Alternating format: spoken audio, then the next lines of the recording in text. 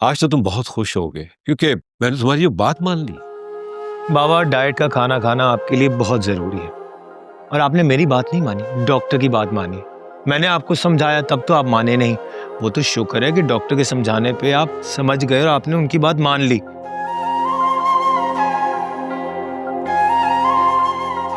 क्या सोच रहे हैं आप? एक बात बोलूं बेटा,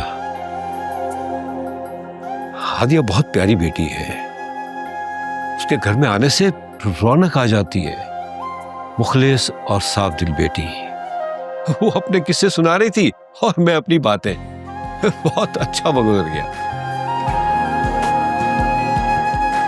वो आपको बहुत ख्याल रखती है। कल डायरेक्ट ऑफिस से आ गई थी यहाँ। तुम भी उसका ख्याल रखा करो।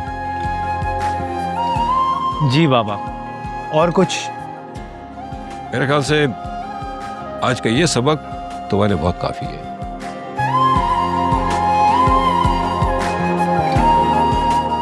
बाबा,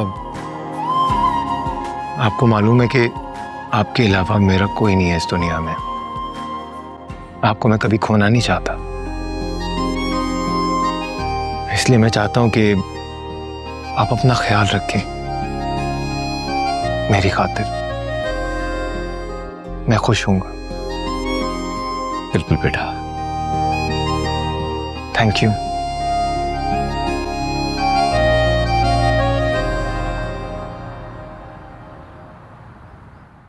साहिल ना, वो अपना कारोबार बढ़ाना चाहता है। बराबर वाली शॉप ना खरीदना चाह रहा था वो। अरे बेटा, आ जाओ, नाश्ता तैयार है। जी बस आ रहा। और तुम्हें पता है आज मैंने हलवा बनाया है नाश्ते में। अच्छा। बस जरा महल्ले में बंटवाना था, लेकिन हमारे बेटे को देखो, वही जल्दी में रहता है हमेशा। चला गया ऑफिस। अब सोच रही हूँ क्या करूँ, खुद ही जाना पड़ेगा। आप क्यों परेशान हो रही हैं?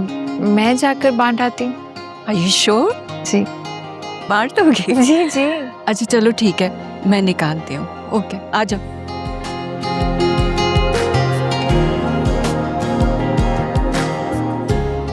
ये अच्छा मौका है उस शख्स से बात करने का।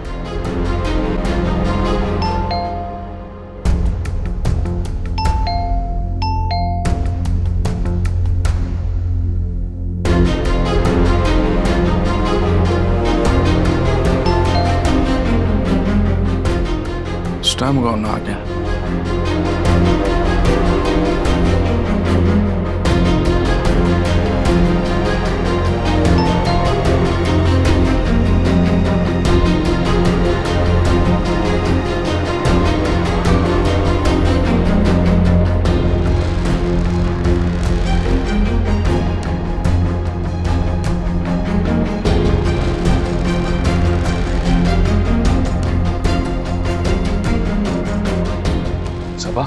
सबा, खामोश रहना, तुम्हारी आवाज बिल्कुल भी ना निकले, ठीक है? आवाज़।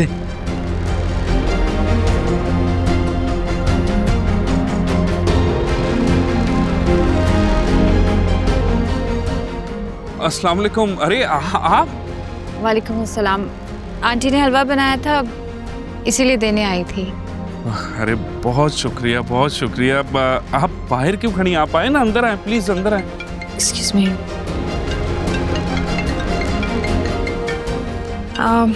मैं फिर कभी आ जाऊंगी, कुछ ज़रूरी काम है। आप ये हलवा ले लीजिए। शुक्रिया, अल्लाह बहुत हाफ़िज़। शुक्रिया। मैं चेहरे पर वो नकाब पहनूंगा कि ये खुद सोचने पर मजबूर हो जाएगी। इसके दिल में शक नहीं आने दूंगा खुद के लिए।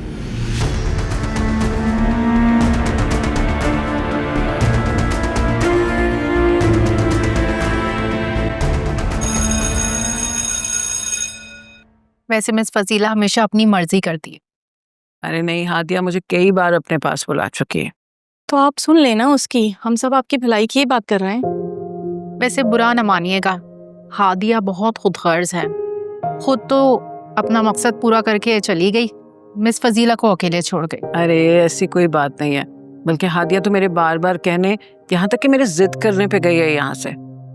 फिर तो आप बहुत भूली हैं, इतना पढ़ाया लिखाया, इतना काबिल बनाया उसे, तो कुछ तो खिदमत लेती, अपने बुढ़ारे का सहारा ही बना लेती। मैंने हादिया को इसलिए नहीं पढ़ाया लिखाया कि वो बुढ़ापे में मेरा सहारा बने। मैंने तो उसे इसलिए पढ़ाया लिखाया कि वो माशरे में एक मजबूत औरत बन के रह सके। लेकिन इस तरह की लड़कियां अकेली रह जाती हैं, खुशियां मिट जाती हैं उनकी ज़िंदगी से।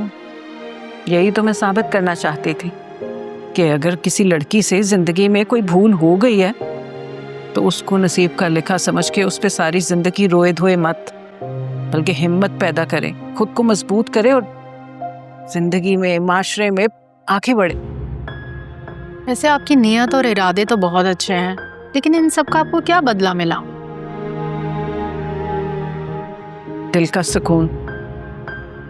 आपकी और हमारी सोच शायद मुख्तलिफ है। हाँ शायद।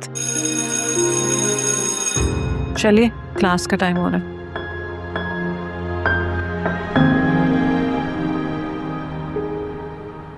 ये लो, ये बराबर में जो पुलिस वाली है वो देकर गई है ये हलवा। अरे तुम जानती नहीं हो ऐसी तेज तराज औरतों को। तुम जैसी मासूम लड़कियों को सहेलियां बनाकर उनके घर तोड़वाती हैं, मियाँ बीवी में फसाद करवाती हैं। वो तो पुलिस वाली है ना। इसीलिए तो कह रहा हूँ बाबा, जब मैं दुकान पे हूँ कोई जरूरत नहीं है किसी खिड़की पे जाके देखने की, बाहर दरवाजे पे जाने की। समझ गई तुम? अब प्यार तुमसे करता हूँ मैं सबा, तुम्हारे घर वालों का ख्याल रखता हूँ, तुम्हारे घर वालों को पैसे भेजता हूँ। आखिर हूँ तो मैं तुम्हारा शौहर ही ना। तो मेरी बात क्यों नहीं सुनती तुम? आप मारते भी तो हैं। अरे पापा, मारता तो इसीलिए हूं ना कि तुम मेरी बात नहीं समझ रही होती। अब क्या करूं, कैसे समझाऊं? गुस्सा आ जाता है, हाथ छूट जाता है मेरा। अच्छा सुनो, तुम नाश्ता बनाओ जाके, आज तुम मेरे साथ नाश्ता करोगे, ठीक है? आपके साथ? हाँ हाँ बाबा, शौहर हूं मैं तुम्हारा, क्यों नहीं, साथ करेंगे नाश्ता। बल्कि मैं अपने हाथों से तुम्हें खिलाऊंगा। जाओ शाबाश।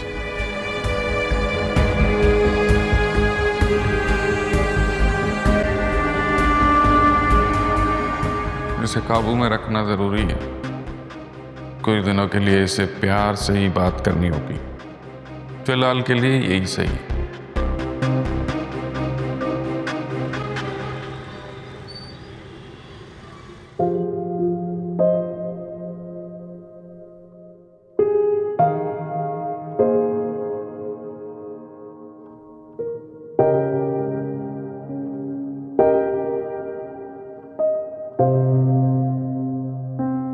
साहिल, वैसे आपने कहा था कि हम बाद में बात करेंगे।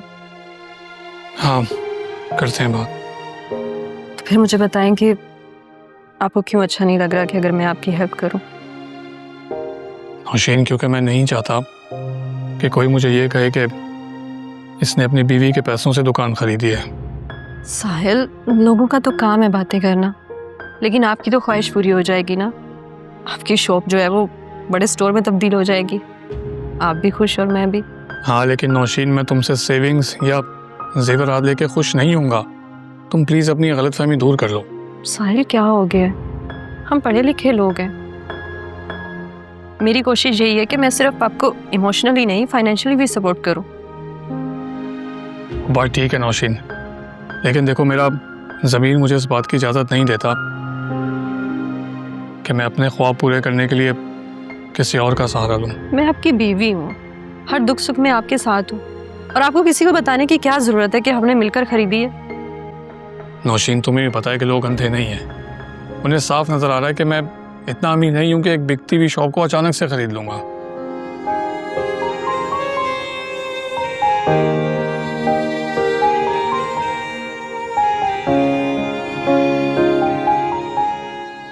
कैसे समझाऊं तुम्हें? तुम्हारी परेशानी मुझे भी फिक्रमंद कर रही है। बीवी कभी भी अपने शौहर को दुख में नहीं देख सकती।